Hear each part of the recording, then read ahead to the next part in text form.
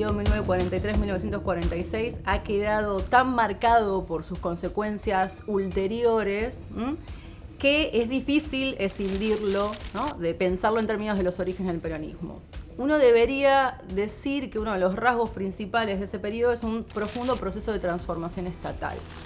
Estaba la preocupación sobre todo por el funcionamiento y la articulación del mundo del trabajo, sobre todo pensando en el escenario de posguerra que se abría frente a la inminente y esperada finalización de la Segunda Guerra, ¿sí?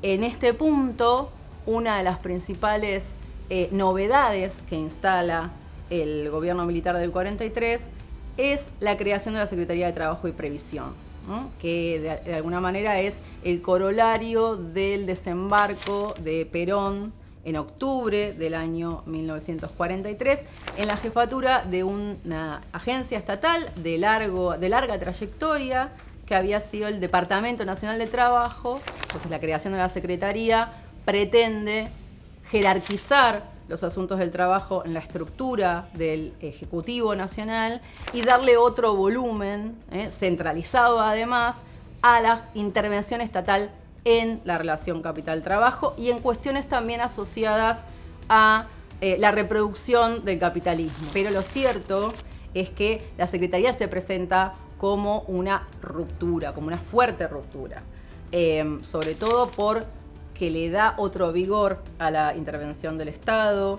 porque se pretende también tener una construcción de la autoridad estatal que realmente permita dirimir y sancionar también los incumplimientos de la legislación laboral. Todos los analistas que han estudiado estos temas coinciden un poco que el proyecto inicial de Perón conjugaba un cierto equilibrio, ¿no?, entre el capital y el trabajo, con una clara convicción del rol del Estado, ¿no?, en esa relación, que andando el tiempo fue reposando cada vez más en, diríamos, la pata trabajadora. Sin ir más lejos, el propio desenlace de octubre del 45 fue una sorpresa para propios y ajenos, incluido el propio Perón, y en definitiva es el protagonismo de una parte importante del movimiento obrero organizado de ese periodo el que termina reclinando a Perón mucho más fuertemente sobre su vinculación con el mundo del trabajo organizado de lo que probablemente hubiera esperado inicialmente. En agosto del 44 se crea una división de trabajo y asistencia de la mujer dentro de la estructura de la Secretaría de Trabajo y Previsión. Más precisamente dentro de la Dirección General de Trabajo y Acción Social Directa. Esto quiere decir que jerárquicamente estaba por debajo de lo que sería una dirección general. Ahora bien, ¿qué nos ayuda a pensar esto? Varias cuestiones.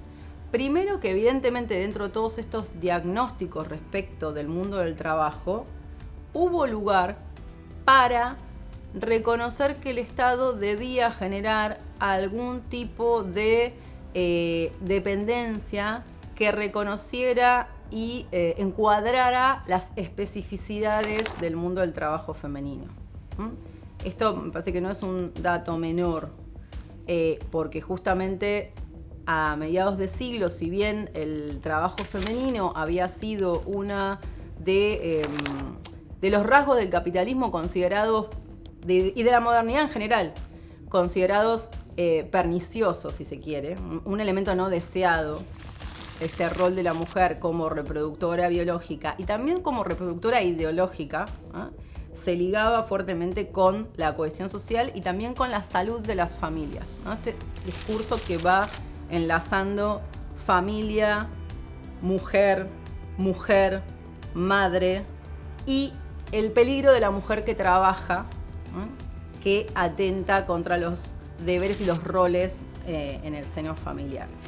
No obstante, la creación de la división, sobre todo en los considerandos del decreto que crea la División de Trabajo y Asistencia a la Mujer, revela una insistencia en el cuidado de la familia, ¿no? El cuidado de la familia asociado a la salud de la nación, el cuidado de la nación. O sea que de nuevo se enlaza con este discurso que comentábamos recién. Otra cuestión importante es que se ubica dirigiendo a esa división a la doctora Lucila de Gregorio Lavie. Era una abogada de reconocida trayectoria que asume un rol jerárquico en algún punto en una Secretaría de Trabajo y Previsión que estaba absolutamente, mayoritariamente conducida por varones, ¿no?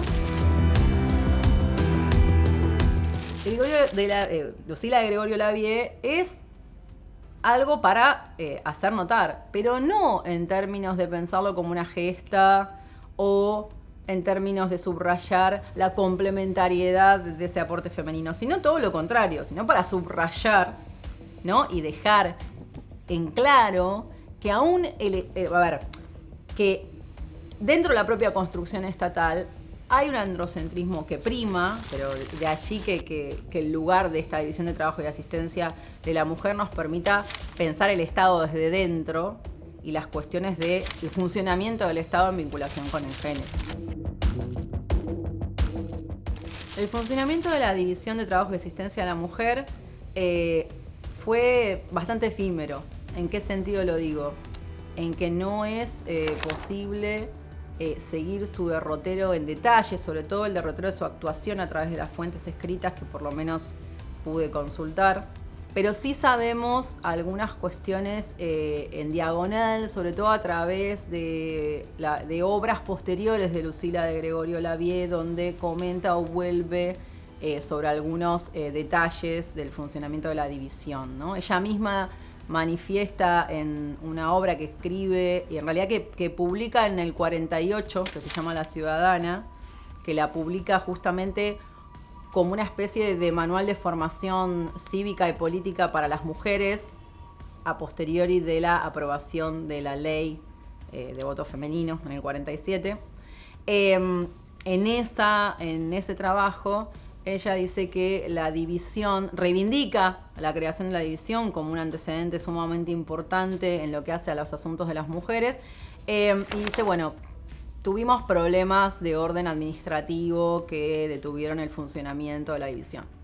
Aparentemente lo podíamos ubicar esto alrededor del año 45. El problema que tenemos, en realidad, es que seguramente había muchas mujeres trabajando en la Secretaría de Trabajo y Previsión, pero al no tener los expedientes de personal, las fichas de personal, por lo menos no logré consultarlas. Pero bueno, ya un organigrama fuertemente marcado por una abrumadora mayoría de varones en todos sus órdenes jerárquicos nos da la pauta de que es un Estado de los años 40 que todavía tiene mucho recorrido que hacer, ¿no? Así todo, tenemos, por ejemplo, el nombre de María Tizón, que había sido cuñada de Perón y que es una de las colaboradoras que se puede reconstruir, que estuvo con Lucila de Gregorio Lavie en esa división de trabajo y asistencia a la mujer. También se pudo establecer que Delia degli Uomini de Parodi, que era la mujer de Juan Carlos Parodi, que era director personal de la Secretaría, ocupó un puesto administrativo importante en la Secretaría, a través del cual llegó a conocer a Eva y a ser una persona muy allegada a Eva, cuando en el año 46 la propia Eva Perón instala su principal oficina dentro del edificio de la Secretaría de Trabajo y Previsión. Y acá se enlazan cuestiones que tienen que ver con lo plausible y cómo pueden reconstruirse diagonalmente algunas cuestiones. ¿Por qué? Porque Eva, sin duda, pasó a ser en buena medida el corazón de esa secretaría, sobre todo en los primeros años, pero no figura en ningún lugar del organigrama de la Secretaría de Trabajo y Previsión porque nunca ocupó un cargo formal en la Secretaría de Trabajo y Previsión. Cuando pensamos en la situación del trabajo femenino hacia mediados del siglo, tenemos que pensar en este enlace de lo femenino con lo familiar. y en el ineludible lugar de asociación directa que hay entre mujer y tareas reproductivas, ¿no? Y tareas del cuidado.